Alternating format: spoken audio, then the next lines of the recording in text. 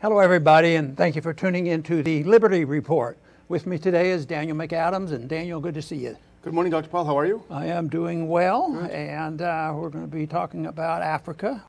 Wir wollen über Afrika sprechen.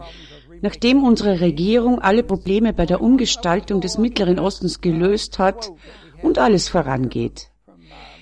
Ich möchte an dem anknüpfen, was Senator Graham gesagt hat, der zu den Senatoren gehört, die wir hier am wenigsten mögen. Wenn man den sucht, der die genau entgegengesetzte Sichtweise auf Außenpolitik hat wie wir, dann würden wohl er und McCain um diesen Platz konkurrieren. Because the war is now morphing, it's going to places that we haven't heard of before to the American people. Der Krieg zieht weiter an Orte, von denen das amerikanische Volk noch nichts gehört hat. Wir werden den Terroristen folgen, wohin auch immer sie gehen. Wir werden einsetzen, was immer wir brauchen, um sie zusammen mit unseren Partnern zu vernichten. Egal, wie lange es dauert. Die meisten Leute sind dafür nicht bereit, aber ich bin es. In der Washington Post wurde Graham folgendermaßen zitiert: Wir werden mehr Aktionen in Afrika sehen, nicht weniger. Wir werden mehr Angriffe der Vereinigten Staaten auf unsere Feinde sehen, nicht weniger. Entscheidungen werden nicht im Weißen Haus getroffen werden, sondern draußen im Feld. Das ist ein riesiger Schlamassel. Es sieht ganz danach aus, dass der Krieg in Afrika ausgeweitet wird. Und ich fürchte, vom Kongress können wir nicht allzu viel erwarten. Ich denke, die Neokons verkaufen das als die nächste große Sache. Wir wollen Nordkorea jetzt noch nicht besetzen, aber wir werden Afrika besetzen.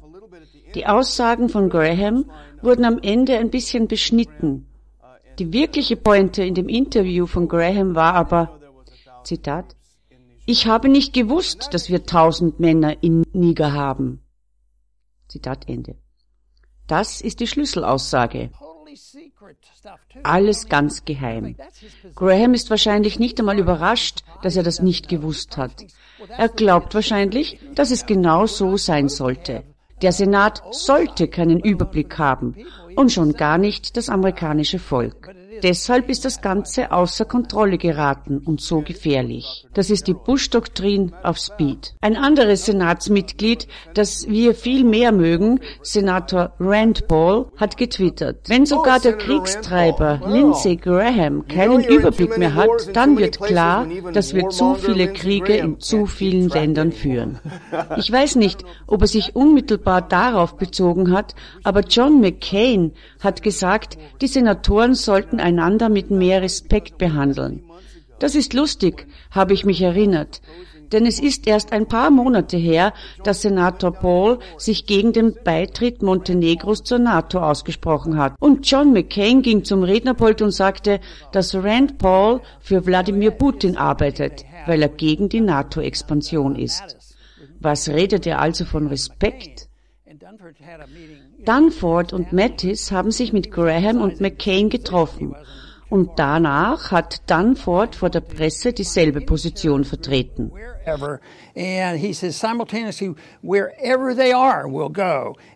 Ich werde alle terroristischen Gruppen finden, wohin auch immer sie gehen und wo auch immer wir erwarten, dass sie hingehen könnten. Das erinnert uns an die Präventivkriege der Bush-Doktrin, also mehr vom Gleichen. Und es wurde sowohl von den Republikanern wie von den Demokraten im Großen und Ganzen unterstützt. Diese 4 Armeeangehörigen, die in Niger getötet wurden, als wir das letzte Woche zum ersten Mal besprochen haben, habe ich mir eine Karte angeschaut mit den ungefähr 17 Ländern, von denen bekannt ist, dass wir dort sind, und gemeint, dass da wahrscheinlich ein paar fehlen. Es war nicht einmal Libyen verzeichnet. Aber jetzt, nachdem das Pentagon und die Regierung Druck bekommen haben, jetzt geben sie zu, dass wir statt 100 Leuten 6000 Männer in Afrika haben und dass sich unser Militär in 53 von den 54 afrikanischen Ländern aufhält. Das ist ziemlich expansiv. of the 54 countries in Africa. That's pretty expensive. Und das Einzige, was wir im Zusammenhang mit diesen 4 getöteten Männern gehört haben, war diese lächerliche, inszenierte Debatte über den Anruf des Präsidenten bei der Witwe eines der Männer. Das ging hin und her und alle Sprecher spielten ihre vereinbarte Rolle. Die Republikaner sagten das eine, die Demokraten das andere. Und niemand spricht darüber, warum wir dort sind und was wir dort tun. Es gibt nur diese gestellte, arrangierte Debatte. Früher, als wir gegen die Bush-Doktrin des Präventivkriegs ankämpften, hatten wir bei den Linken Verbündete. Das hat sich fast in nichts aufgelöst.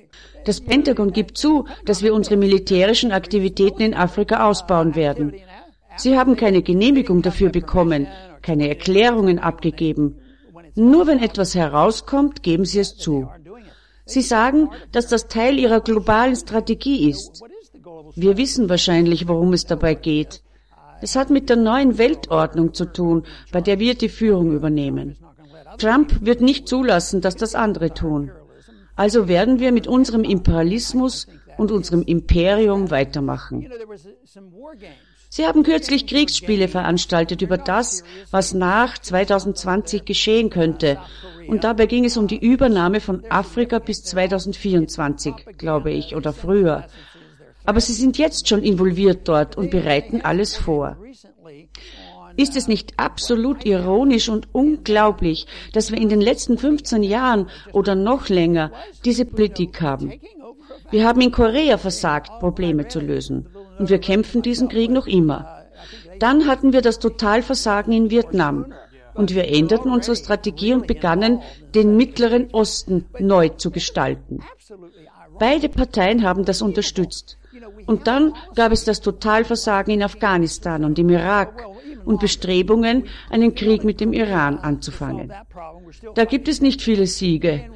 Es sieht danach aus, dass Iran und Russland mehr von unserer Politik profitiert haben als wir. Also wenden sie sich Afrika zu.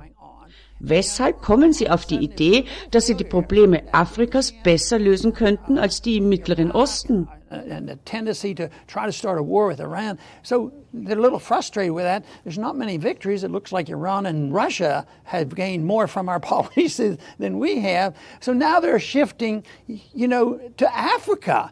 What makes them think that they're going to solve the problems of Africa any better than they've solved the problems of the Middle East? Sie begreifen nicht, dass diese aggressive Politik der Intervention die Ursache dafür ist, dass Terroristen uns töten wollen. And our aggression over there is the reason we have terrorists wanting to kill us. So who knows how it will end, but it can't continue this way. But the American people have to do what they can to send out the message and send that message to Congress so the viewpoints change.